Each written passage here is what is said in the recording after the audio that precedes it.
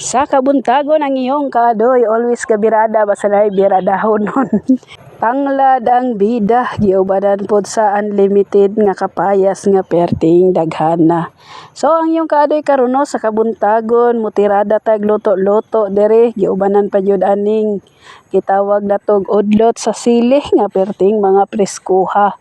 So mga kaadoy kong higala, alam na basta nagay tanglad o gitawag natog kapayas, sabaw jud ni. Unsa ka isabawon ni kaadoy ani na way lain, walay pagduha-duha kaning ato ang gamay nga manok. Balag unsa ka gamay mga kaadoy kong higala no, importante nga naatay mapamahaw karong kabuntagon kay kalami magsabaw-sabaw. Ang inyong kaadoy magpagatas na pud ta diring dapita kaning paghigop-higop sa sabaw nga perting lamia.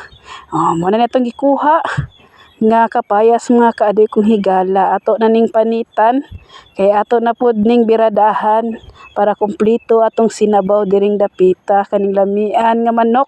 Ay na mo pangutana kung Bisaya ba na og English atong manok dira. Importante nga naatay makaon karong pamahaw nga mabusog ta karong taknaa ug karong orasa. Bahalag ingnon ta sa atong mga kaigsuonan nga kaadoy nga ato daw content nga sige lang daw balik-balik.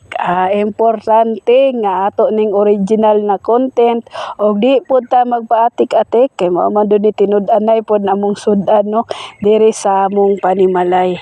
Kay kanila gipong nagtuon-tuon ta og vlog, may na lang pod no nga magkalingaw pud tag tan-aw diri nga during nga ma-upload nato diring dapita.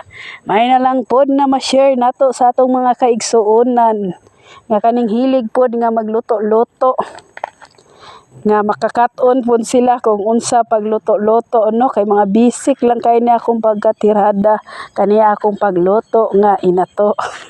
Karon gigisa na nato ang atong manok. Ay na mo pangutana kung unsa ni klaseng manok ka.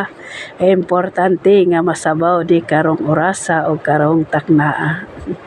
Arang kanindot ang atong pamahaw karon kaning paghigop-higop og sabaw nga perting inita.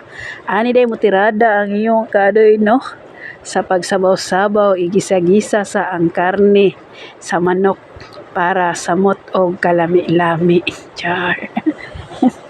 Kanindot sa atong kabuntagon kaning sa paghigop-higop og sabaw nga perting lamia. Lamiang pagkatimplada or perting humuta. So pagani na da kaadoy no, pero na feel na jud nako ang kahumot. So wala tay pagduha-duha kaning madali-dali nato kaning gitawag nga dynamite. Sayo sa kabuntagon nga naanay nangayo og kwarta pero padayon japon ta diring dapita. Kaning lamiang pagbukal-bukal nga di jud basta-basta. So giubanan pud no, sa tinuod jud na manok gibutangan natog nor dirang dapita. May na lang pod nga madungag-dungag ang kalami o kahumot kaning pinaagi aning nor nga pagkatimpla. Walay pagduha-duha, pinaabtik dayon nato ning timplahan diring dapita. So ani kahumot ang ato ang sinabaw nga manok. Dili po na palupig kaning kapayas nga partipong preskuha. Kay mao man jud niyang pares mga kaadoy kong higala.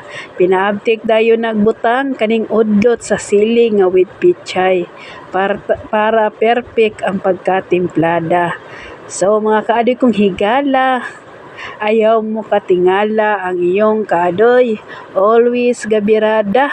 So hapit na maluto mga kaadoy kong higala, tirada na ta diring dapita og maayong bunta.